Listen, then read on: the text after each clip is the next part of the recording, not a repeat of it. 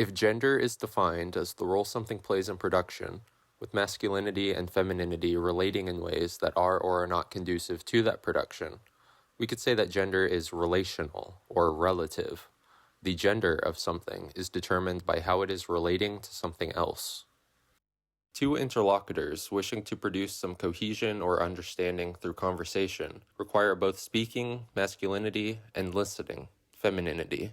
But which person plays which role will change throughout the conversation.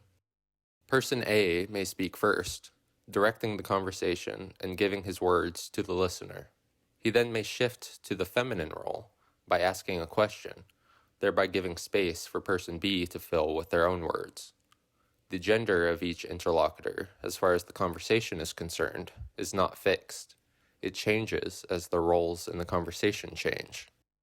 When we do speak of gender as something fixed, I believe we are speaking in general terms, referring to the role we would most often expect that object to play. Take a bottle, for instance. Bottle in Spanish is la botella, a feminine noun. Does this mean bottles have a feminine gender?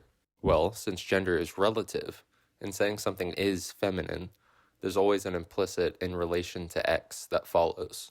In relation to wine within a bottle, the bottle is feminine, giving space for the wine to fill.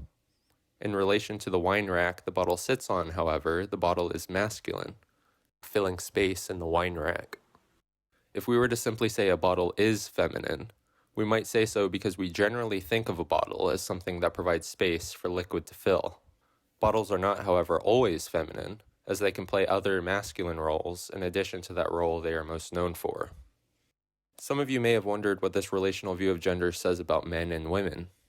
I'll be touching on this more in my next gender video, Gender is a Spectrum. For now, though, I'll close with this.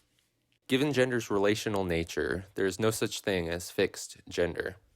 Any such notion is necessarily constructed by us. An object's gender will change as its role changes, and may have both genders at once if playing several roles simultaneously. To say something has gender apart from its role in some relationship is nonsensical.